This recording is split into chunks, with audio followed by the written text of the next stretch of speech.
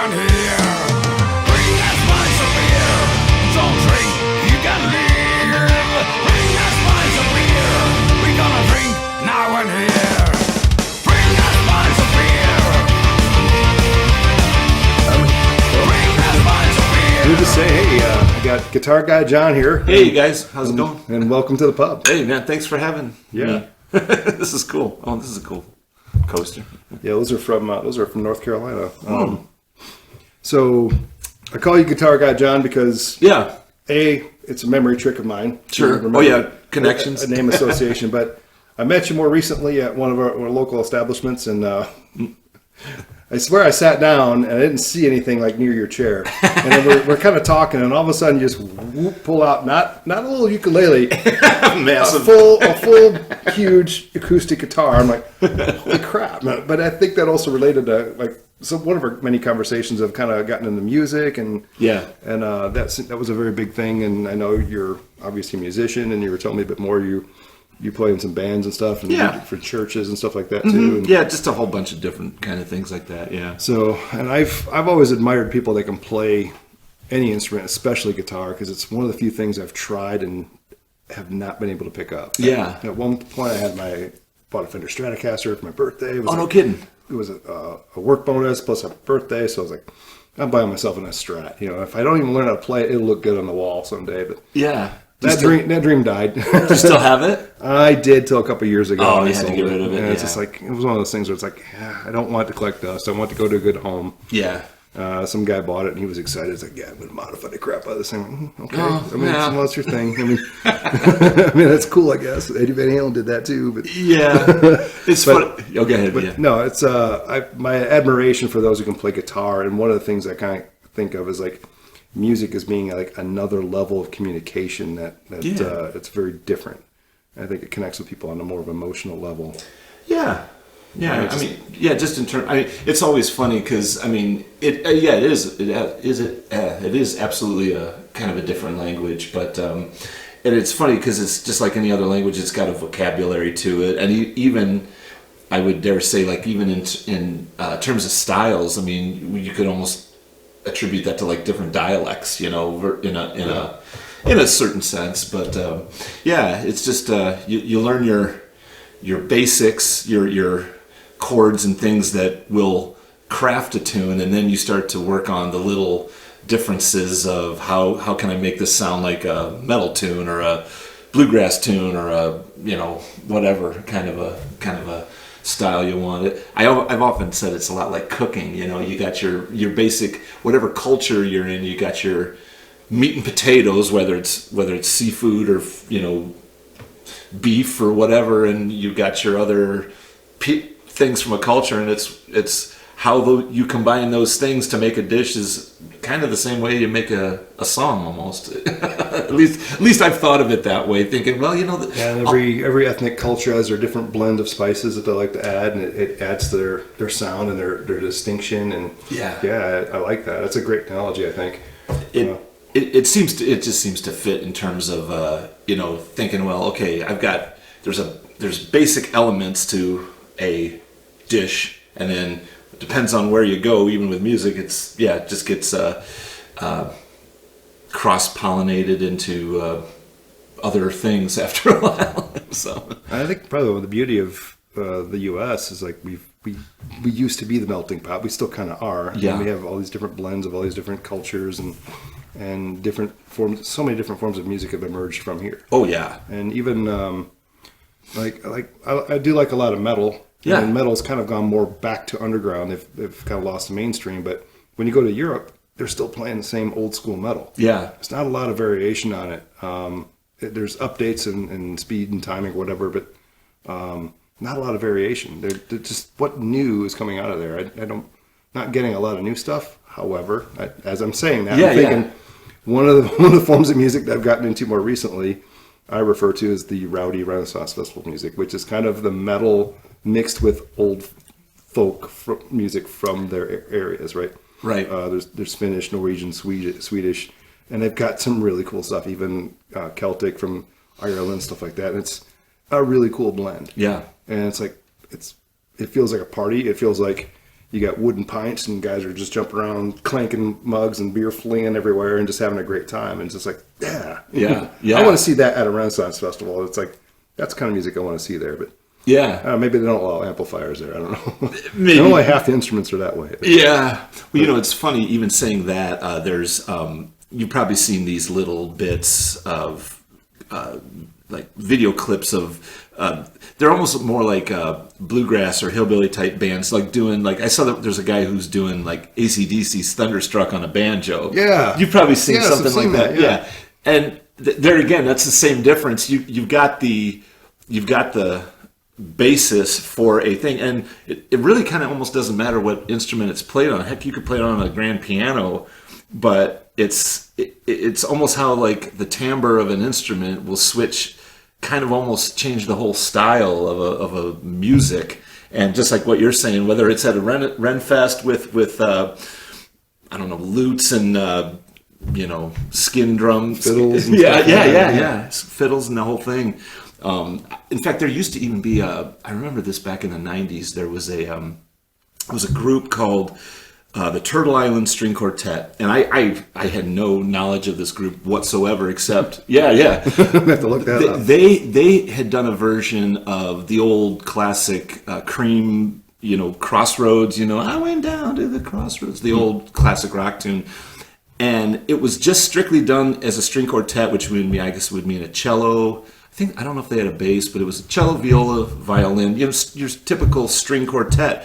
And I've never heard a violin, like literally Nailing Clapton solo, like on a violin, and it sounds just like it. It's so kind of going with your theme of. I've seen a lot of that too, and there's electric violins and stuff like that, and there's some pretty crazy instruments that are. I don't know if it's just the emergence of like the TikTok style videos. Could be. I see people there, and they're doing their versions of these old songs and whatever, and they're doing them on violins and all kinds of things. Like, wow, that's really kind of cool.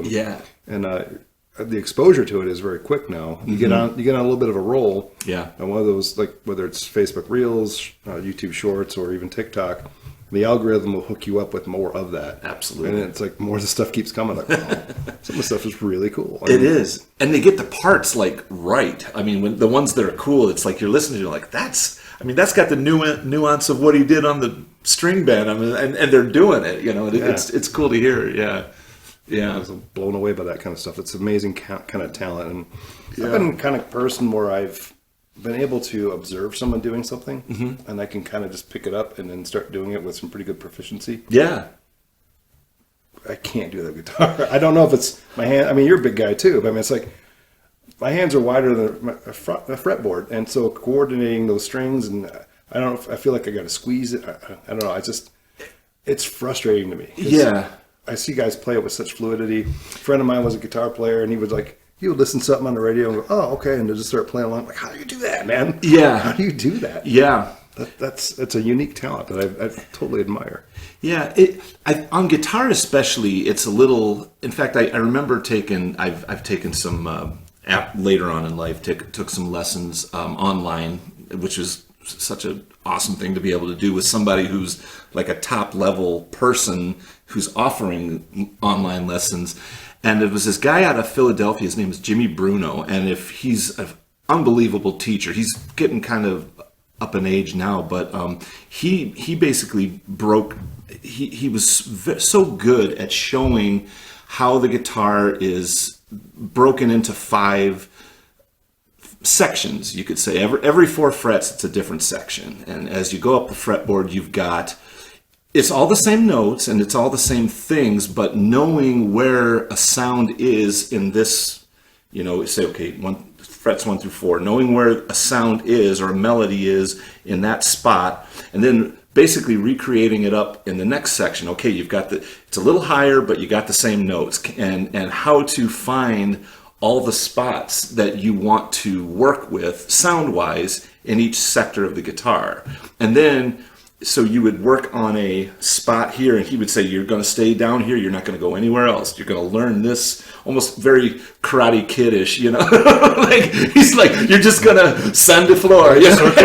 circle. Right, Right, the circle. Yeah. Exactly right, yeah. And it was a very methodical way of, you're going to get this in your muscle memory first, and almost kind of deconstructing the instrument, because stringed instruments especially, they're wonky because you can find a note in more than one spot. Mm-hmm. So you have to deal with this. In fact, I remember for a brief period right out of college, I helped the band director at Rochester High School for, I don't know, maybe it was like a year or so, like that. They had me, it was kind of like a interim job. I was a school teacher for a couple years, and then but during that time period, there was a guitar class first hour, and I remember this girl having a very astute question. She's like, okay, so there's more than one spot on the guitar, or, you know, bass or a violin or whatever, to find the same note. She's like, how do I know which position to play that note in? And I'm like, this girl's thinking, you know. And what was cool about it,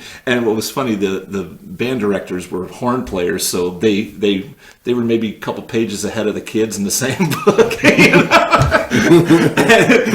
but they were teaching it okay. They were teaching it well. But I remember the guy looks at me. He's like, yeah, Mr. Grapentine. He's like, how would you answer that? And I said, well, I said, basically, it's a matter of where you're at and where you want to get to. So if you know that you have, you know, you're playing the same, and your sound, in other words, you can find the notes and the sounds in this position. Let's say there's a note that's not in this position that you want to get to. So, okay, you say middle C down here, but high C's up here. So you probably want to move up and get closer to that position that will allow you to have that note under your fingertips. And it's just a matter of kind of not really planning that far ahead, but just knowing where the sound is within a grid. And you can kind of almost make it very, I don't know, scientific in terms of how you approach it, in terms of, I've got this grid, or almost like, you know, mapping out something or triangulating something. You know, I've got this grid that allows me this much, and this grid that allows me that much. And then you just, after a while, after a lot of messing with it, you kind of, at least that's the way I approached it. You sort of found where the cluster of sounds is that you can work with for a particular thing. So that could be one of the things that's either easier for some or more confusing for some. Could be. Because you can do similar sounds in different ways. Yeah. Versus certain instruments like a piano, it's all the note is where it's at. Yeah. So, yeah, wow. And I've heard people say learn piano first before you try guitar, and that kind of helps. But maybe not. I guess maybe we should dial this back. And where did you get your start? I mean, where did musically? You mean? Yeah. I well, growing up, my dad always had guitars in the house. He liked to play, you know, country music, Beatles. He was a huge Chris Christopherson fan. Just played a lot of your 60s, 70s, you know, era stuff that, you know, that he grew up with. And so he was always playing and singing, maybe towards night and stuff like that. You'd hear him in the basement. And so I remember it's probably around 11 or 12. I mean, my mom, she made us take piano lessons, and you know, I'm grateful for that. But I remember even during piano lessons being sort of frustrated with having a piece of sheet music in front of you. And I've told other people this before. I kind of cheated my way through it, where I would the piano teacher would sit you down and sit something in front of you, and he'd say, okay, play this, and I'd kind of almost sometimes purposely mess it up, you know, like, and he'd be like, hop up and let me play that for you. I was like, yeah, I do that, and I just kind of watch him and watch what he was doing. Yeah, learn by observation. Yeah, the same way as what you were saying. Yeah, exactly the same. Yep. So it kind of became, and I can read music. I'm slower than I should be, but I can do it. But it sort of became I remember watching concerts and, you know, or, you know, video or whatever, and you'd see all these guys, and you know, I kept thinking to myself, well, they don't have sheet music in front of them. How are they doing it? You know, and that kind of became a little question mark in the back of my mind. It's like, how do these guys do this? Like, what's going on? You know, watching rock bands and stuff, they make it look so easy. They do. You know, just yeah, yeah. That's one thing for me. It's like just watching bands. Like MTV became a thing. Yeah, it wasn't just hearing the music. Now you could see it, right? And maybe they did a good job in the video syncing up. Maybe they didn't. But I mean, I would actually have my eyes on how they're actually trying to play. I'm like, ooh, that kind of looks cool. And yeah, just the whole showmanship of it, and a bit the '80s, the hard rock of the '80s. So that was like everything's over the top. Oh yeah, show kind of stuff. Van Halen was like one of the best at that. Right? Sure. So you just watch that stuff, and maybe that's the other thing is like I want to get to that high level fast, and I'm not able to do that easily with playing guitar. So maybe I found that frustrating early, and kind of just gave up. But that was one of the things I kind of probably started to play guitar around 88 or 89. So it's kind of getting a little bit past the big. I mean, I just remember coming home in middle school when Guns N' Roses had just come out. and you know, I didn't know nothing about nothing at that point in time, but just seeing, and I remember very similar to the same thing you're saying of watching these bands, bands just rocking out, but it was too much to figure out, sort of. Mm-hmm. And I guess sort of the backtrack way that I guess I figured it out was I remember seeing like what was the show, Entertainment Tonight or something like, and they'd have all the people's birthdays on whoever you on whatever birthday day it was, and I remember it was my birthday. And I was like, I'm wondering who's on this who I share a birthday with. It was just kind of a stupid thing. And I remember it was like, some guy named Eric Clapton. Like some guy. Yeah. Well, funny thing was, all I knew of him was the Michelob beer commercial at that time, and that's all I knew of him. And I found out later. I'm thinking, well, this is like, he's like my parents' music. Like that's old stuff. And I remember having that thought as a middle schooler, thinking, but I had a curiosity. I was like, well, I wonder what this guy's music is like besides that beer commercial. And so I remember buying going to Harmony House, and then they were trying to phase out LPs or vinyl at that point and going into CDs, and they had in the bargain bin this cheap early Eric Clapton compilation record, and I just bought it because I saw one of the tracks was on a guitar magazine that I saw at the drugstore. So I thought, well, maybe if I buy that record, if I buy that magazine, I can sit down and figure out how to do this. And I still couldn't, but what the beauty of sort of reverse engineering the fact of starting with a guy like Clapton, that I'm not going to say it was simpler, but it was more accessible than trying to figure out what those guys are doing at such a high rate of speed. I can do a little bit of finger tapping. Yeah. Mainly because I've watched it. Right? Exactly. Yeah. But I remember at that point in time thinking, how in the world am I going to figure this out? Because my parents said, no, we're not giving you guitar lessons. You can, if you want to do that, you can figure it out. And so I was hell bent on it back then. So. But yeah, it was basically just sort of, I remember on that particular record that I bought had a couple slow blues tunes. And once you figured out your pentatonic scale, you could, in fairly slow tempo, apply it to this music. And I remember the day it clicked, and I'm thinking, they had this chart, and it was where all the dots were on the fingerboard where you could play a note that would work for this particular key. And I remember thinking, I don't know what to do with this, and I remember starting to just mess with I'll put my finger here, see how it sounds. That sounds weird, or it sounds good. And I remember one day it just clicked. It was like a June, and I went, I'm like, that's how you do it. It was kind of a crazy thing because I was. For about a good year, I was like stumped as to I don't get what these guys are doing. And then those aha moments are big. They are, aren't they? Yeah, it leaves an impression on you, obviously. Yeah. Your story's very similar to my friend Ange, who was she was a drummer for AngieZilla. They were a local Detroit band. Oh, cool. Three girl band, kind of punk rockish. Now she plays for a band called Angel of Mars. Okay. And They're still local here? They're still local here. Actually, I want to try to see if I can get them to play at Chad's Bistro. That'd be cool. But because Chad's looking for different types of talent, and I don't know if you got like a, I don't know. We can talk to him if you're into that type of thing too. So anything. I've done this kind of thing before where I slowly become people's agents and start. I know a guy who's got a bar. You can play bands. Like I start hooking people up. Connections are. I love it. It's just. I don't even ask anything. It's like, this feels good. I just have fun with it, Yeah, heck yeah. Just include me, I just want to be part of the crew. Yeah, definitely. I can run around like Tom Hanks, check. Yeah,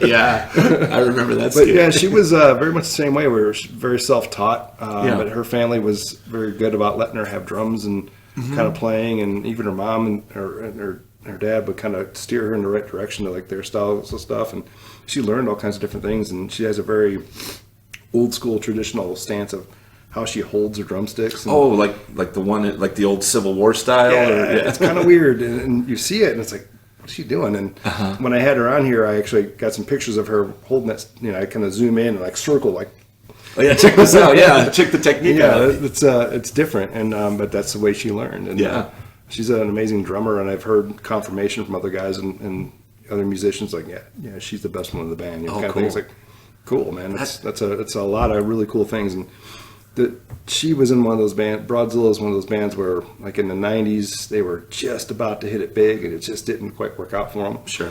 And they would have really been in the forefront of the female-fronted bands that are all big in the rock scene right now, like the Hailstorms and In This Moment and stuff like that. There are a lot of female-fronted bands now. Yeah. But again, we're back to doing more videos and stuff, more visuals, and you put a female up front and I'll get a lot more attention. As it should be. They also have talent too. It's not just about the looks. They're like Lizzie Hale, one of the most amazing voices out there. So powerful. It's like that voice comes out of her. Like, whoa. Yeah. So they're there for the right reasons. It's not like the pop stars, which are all cute, or even like I'm not a country fan, but I heard a lot of country fans, they don't like the newer country. It's more a look than it is a sound. Right. Yeah. So, and that's what I'm getting at, right? So you're a pretty face, and you can do this. Here, we get you up there. And it's not just the females; it's also the males too, right? Yeah. Yeah. It's like anybody can do what you're doing. Yeah. I remember just better looking at it. Yeah. Well, I remember even reading. I remember my dad had subscriptions to a few of these like music industry magazines back when I was in high school and stuff, and I would remember reading these articles about how they were talking about how the migration of LA producers and musicians to Nashville in the late 80s and early 90s, and even like the guy, you've probably heard his name, Mutt Lange, who used to do Def Leppard, he ended up moving to Nashville and mixed and produced Shania Twain. And so there were all these. What was funny is they kept saying like a lot of the sound that changed into the more modern poppy type stuff came out of the hairband guys moving to Nashville and kind of almost like putting those, not completely, I mean they would, but it's almost like what people talk about today about it's pop music with a banjo on it, I mean. I think what they do is they find a formula that works. Exactly. Right? And it's like, and I can go back to like the hard rock scene. Like Van Halen was one of the biggest bands of that era. Yes. Every band that came after that, we have to have a blonde front man. We have to have a wild guitar player. Yeah. Those are the two big keys. So everyone else can get them in the band, right? Yeah. And it's like every band, like Motley Crue, every band started looking like that. Poison, everything just started looking like that. It's like, and they got to be wild and over the top. And it's like, but with even Zeppelin as a precursor to that, but Van Halen setting the stage for the freak out shred, type thing. Yeah. And there were some that were different than that. And, they took on a different form too, but it was like they find a formula, and it's like, let's make everything just like that. And it's like, then they start pumping it out, and it gets worn out quickly. Oh, it does. Until something new comes up. And But the music scene alone has changed so much. Oh, gosh. And our access to it is very different. Oh, yeah. And I've gone down a completely different path. I went from Metallica, which was, they were underground until they became mainstream. Yeah. And then they were massive. Yeah. And then, of course, they brought metal mainstream. But then, as things kind of started fading out and we started going, the internet started coming in, Napster and all this other stuff, and you start finding music you like and going down rabbit holes, Dream Theater was in the early 90s on the radio for their first album. Oh, were they? And then nothing. Oh, then they disappeared. Grunge took over. Grunge took over the airways. Yep. And a progressive rock band like this just went away. Yep. I followed them on the internet. Yeah. And through different forms or whatever, I found these other bands that are like them. And I'm like, oh, this is a really cool category. Very technical, very articulate, very well written.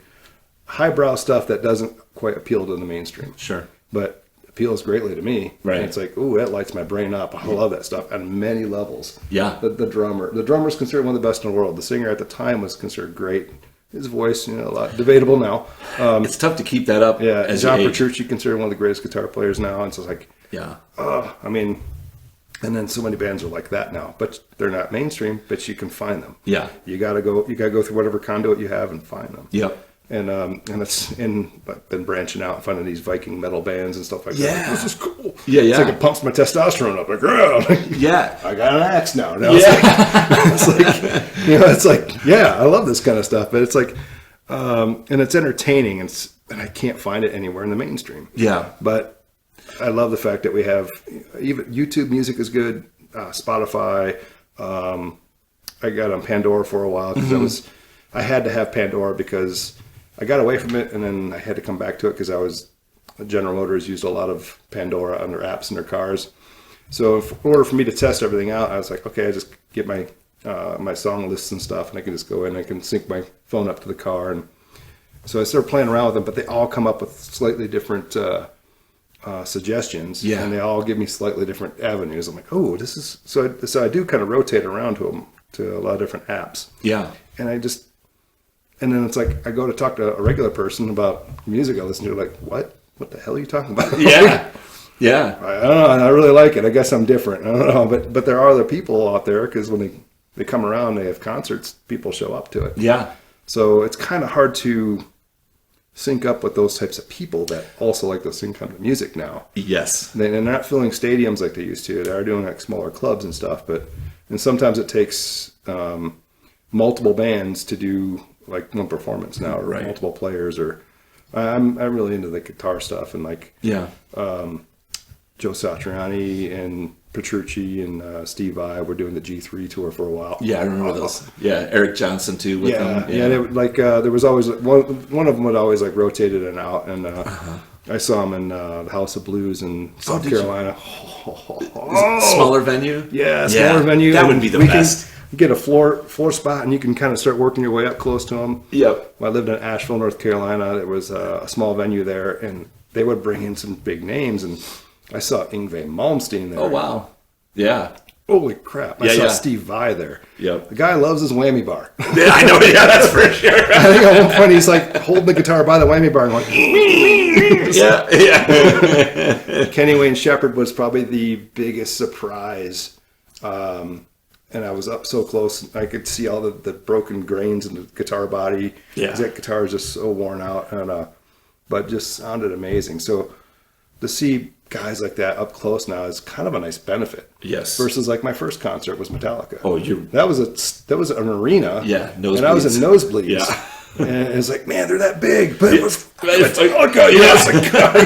Yeah. Especially in that period. Yeah, and it's like, wow. But I think I almost like it better now. I like it smaller. I like it more personal. And to me, it's just a better experience.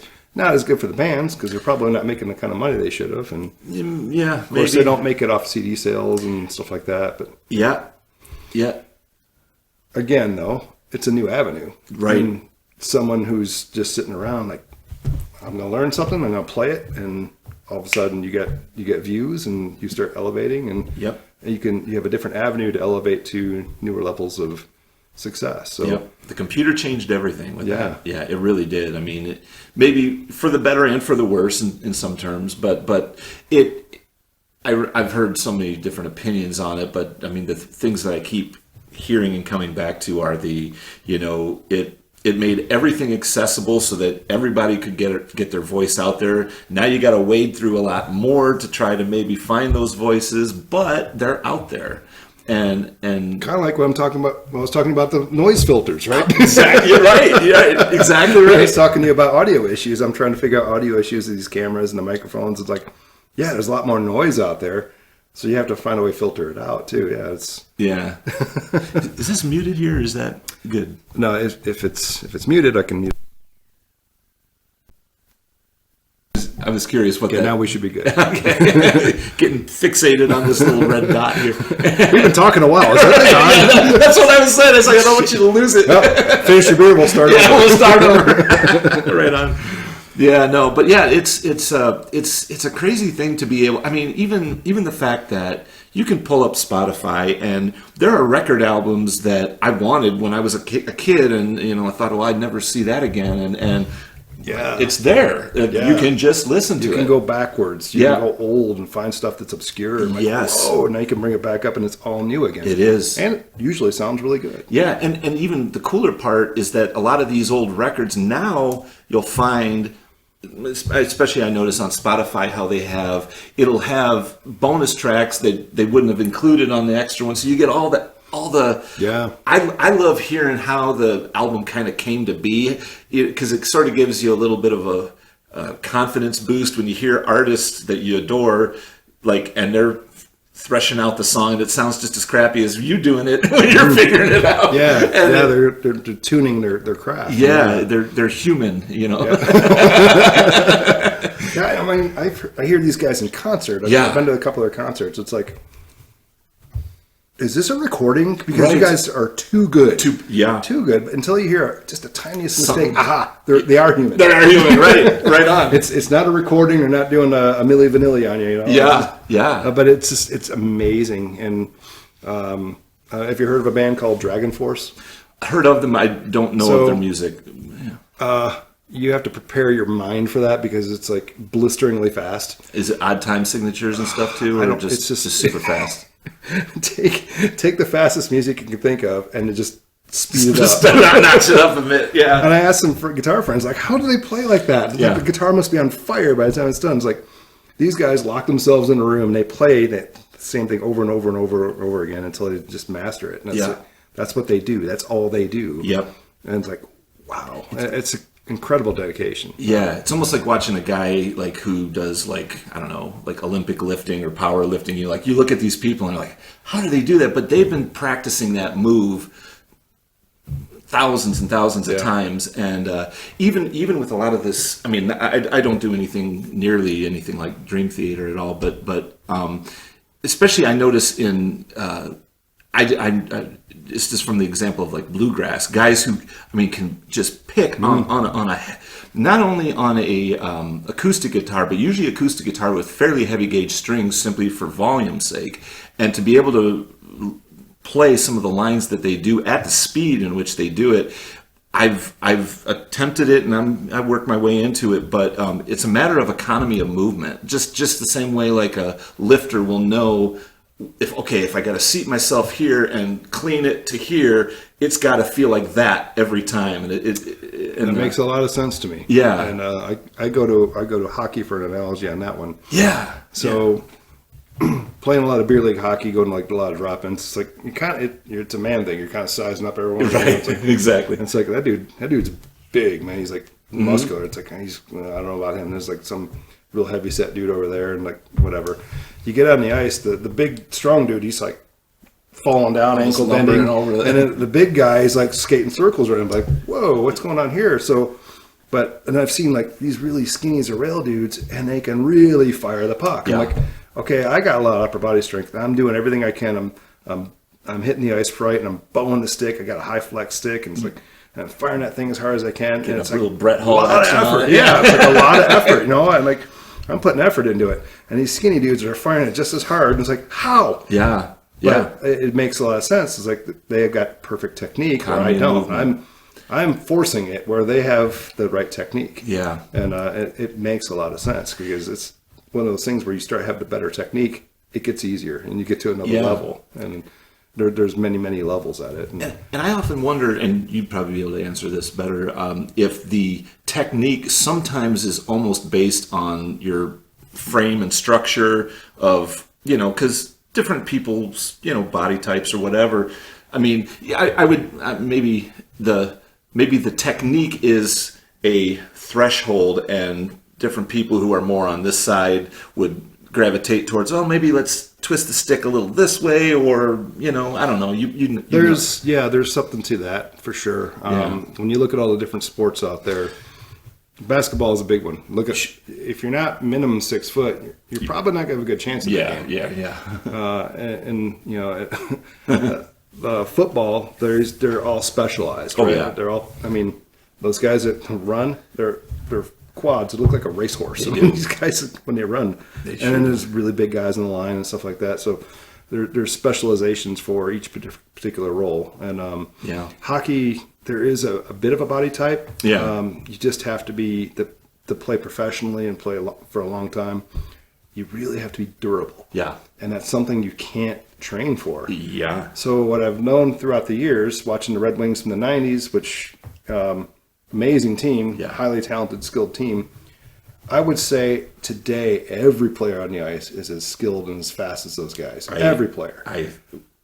But the difference is the injury rate is really high. So they can train and they can get themselves up to that level, but then they get injured really easily. And then I think a good example of that in recent years for Red Wings was Darren Helm. Guy was super fast. But he was injured all the time. And apparently the guys said he was like in the gym, the guy's like some sort of freak of nature, the moves and things he could do in the gym. And so you can exercise yourself up to that point, but sometimes like the bone density has to be there. So there's a bit of genetics, I guess, involved. Then there's the other thing. There's the IQ, the hockey IQ. Everyone's physically talented, but not all of them are that level of smart out there. They're doing what their coach to do. They're doing what they know, and it's like the highly skilled guys that are a cut above. And you can see it when you play the game. You can see it, and I'm sure you can. Like if you look at musicians, you can see who's good and who's not as good. And it's like you get a trained eye for it, right? And I've only been playing hockey since I turned 20, I think, when I started playing. And I was not the kid that ever skated. I never did the roller skating parties or none of that. I even growing up, I kicked myself. Like I grew up in the country. Our field behind us would flood every fall and freeze every winter. We had ponds behind my backyard every year. And it's like never played. My brother, I think, skated a few times. I never skated. And I kicked myself, but even my mom reminds me, it's like, the Red Wings were terrible back then, right? Like, nobody was really playing. The Dead Wings. The Dead Wings, the Blood Wings. And I only started watching hockey when I got a little older for the fights. Because back then, that's what the Red Wings did. They did. Probert and Joey Coaster. It was like, the bloody battles. And then that kind of got me into, and like Steve Yzerman, and then just got Fedorov, and then the talent started coming in, like, whoa. And then I had an opportunity, the hometown I was in, Monroe, finally got an ice rink, and rollerblading was big, so I got into rollerblading, and then it's like the transition to ice was pretty quick from there. And then, but I was always in good physical shape. And I was it was one of those things where it's like, it just became a new challenge to me. Like, okay, now I've got a really good team to watch on TV. For inspiration. And I got a good buddy of mine and I were playing at the same time. We were learning at the same time. So we would feed off each other, and we kind of accelerated our learning curve. And we got really good together. And it got to the point where within just a few years of playing them in some beer leagues, people were like, where'd you play before, man? Oh, I just started playing this, man. Like, no. It's like, trust me, man, I can't do much with the puck, but I got speed. I got a hell of a slap shot. But don't ask me to stick antler on anybody. Because that is one of those things that takes a lot of time. And I think I'm just more of a cement hands kind of person. I'm going to force my way through things.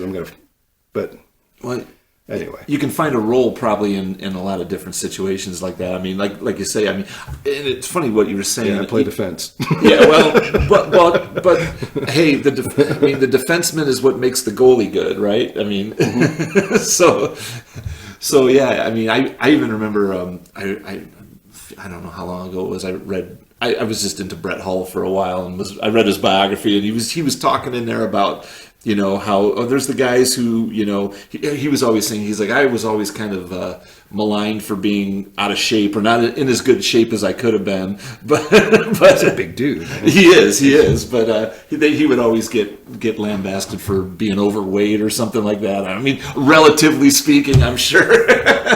at least in his words. There's not a lot of out of shape hockey players. Yeah, no really kidding. Not. I mean, you won't find many at all. Yeah, maybe Phil Kessel, but I don't even know if he's playing anymore. But yeah, you won't find a lot of guys with any real body fat on them in that sport because the training level and the dedication has gotten so high. The conditioning, I think even probably into the 90s, those guys would go out for beers afterwards. But I don't even know if they do that much anymore. I don't hear the stories. How many people run into Dylan Larkin at the bar? I mean, I don't know. I mean, I'm not hearing it. You know? Maybe I'm not hanging around the same circles anymore either, but I used to hear all the time, like, people, I had the Red Wings were at the post. They all came in.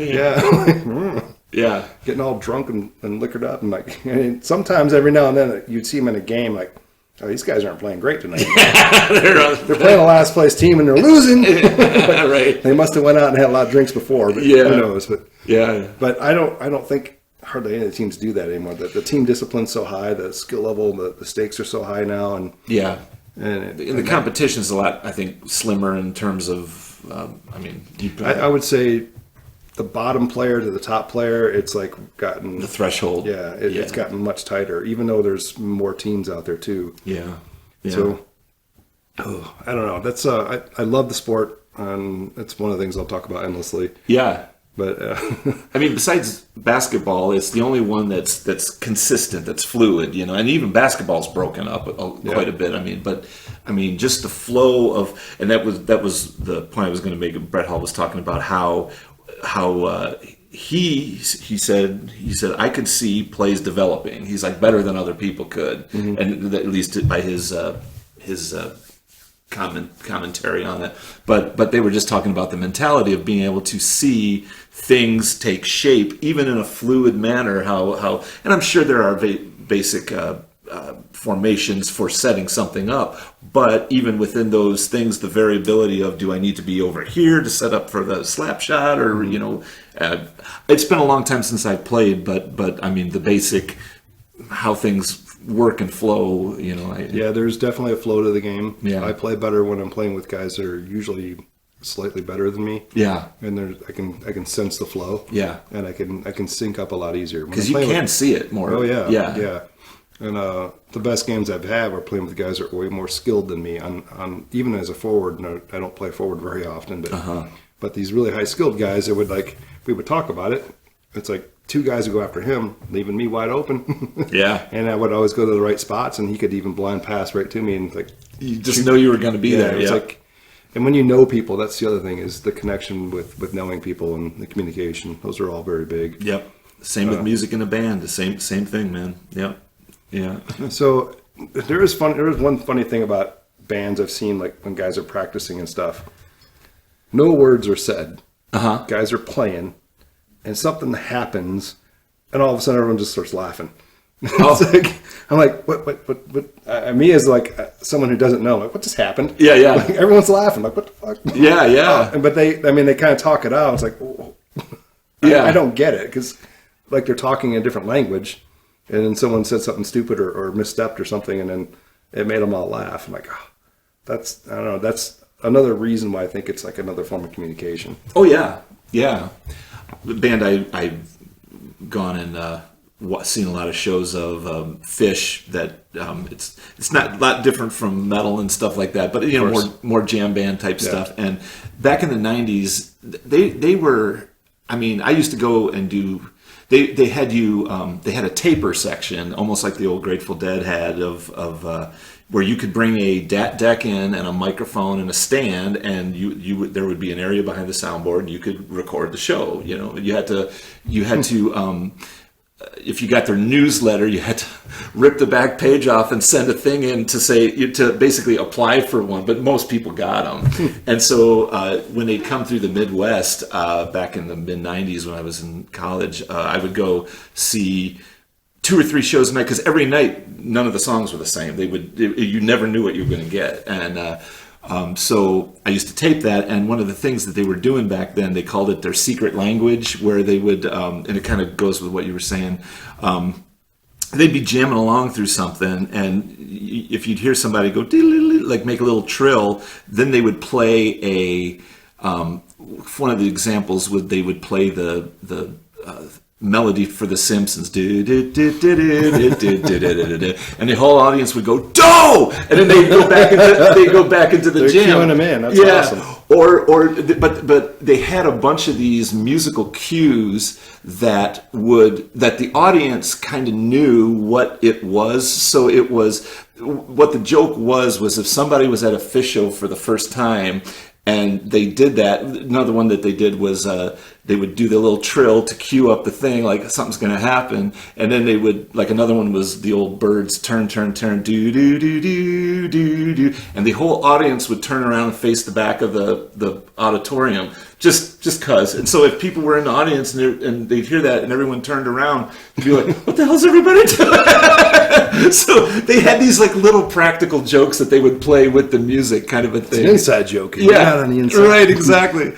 So I always thought that was, just, I mean, in terms of interaction with an audience, it was, in one tour they even they played chess with their audience for the whole tour. And between the first and second set, they would put a chessboard on, and one representative for the audience would go and submit their move, and then the band would do a move. So they just did this throughout the whole tour, just as like a fun, dumb, collegey type of thing to do. And I always thought, audience interactions. It adds to the show. It's something different. Yeah.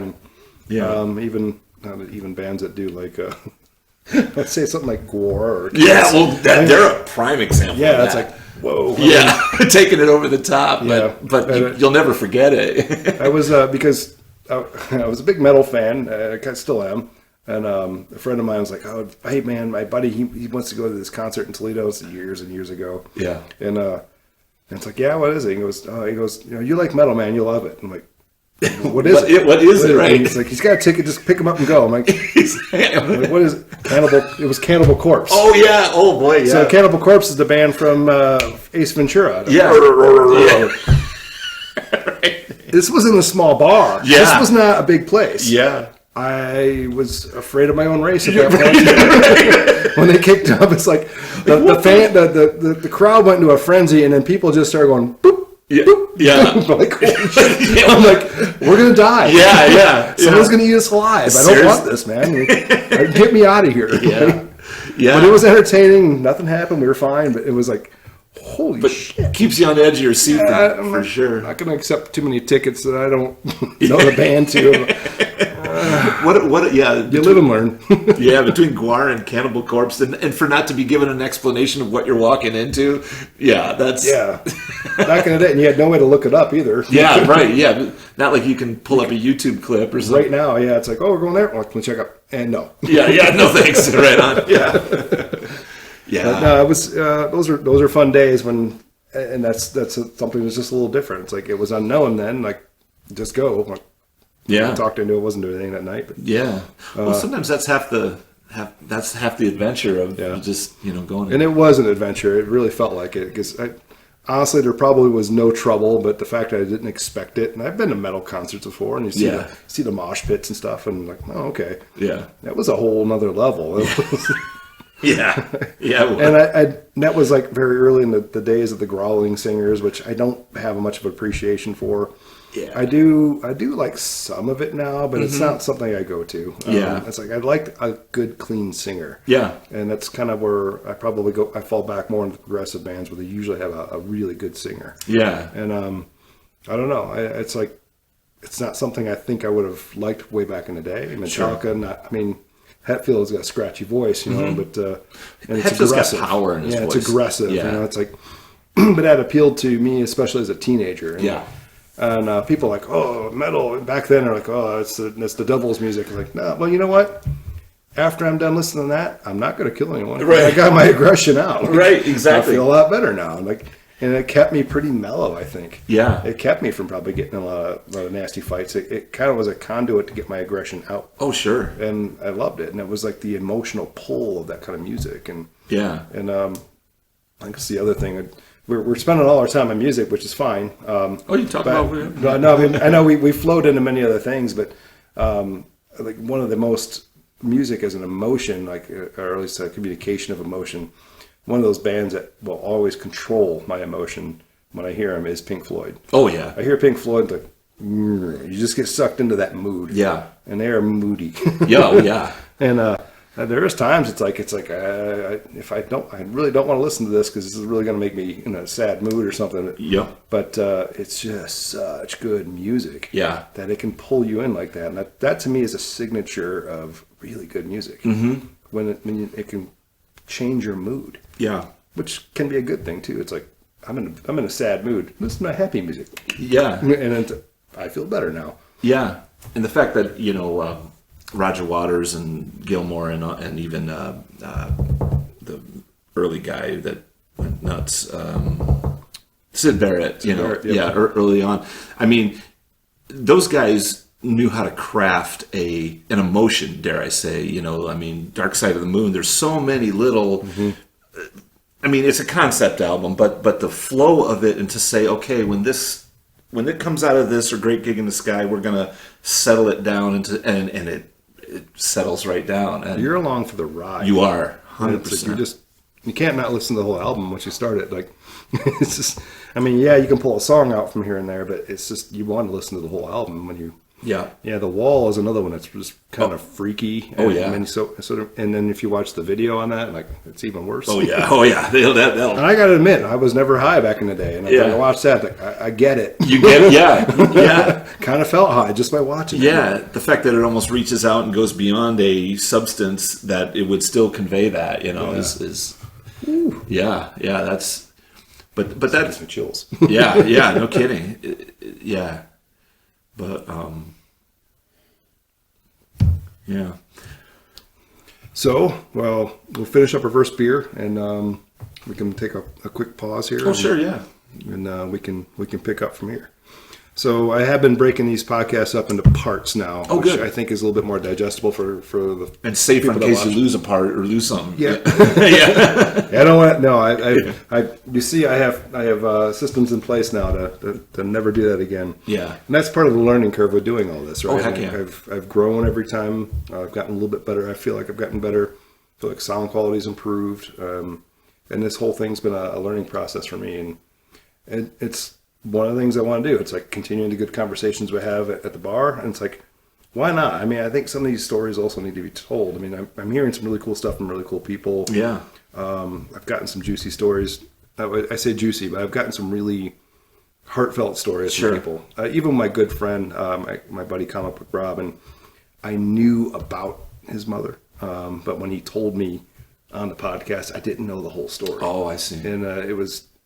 that you have to go back and watch the podcast, I guess. But I mean, and I'll tell you offline here. We'll pause here and we'll get a refill, and we'll be right. One thing that really gets to me on this whole Reels, Shorts, TikTok style videos is it's much more difficult as a man trying to do intelligent things. So I'm going to try identifying as a hot chick from now on, just to get more views. Cheers.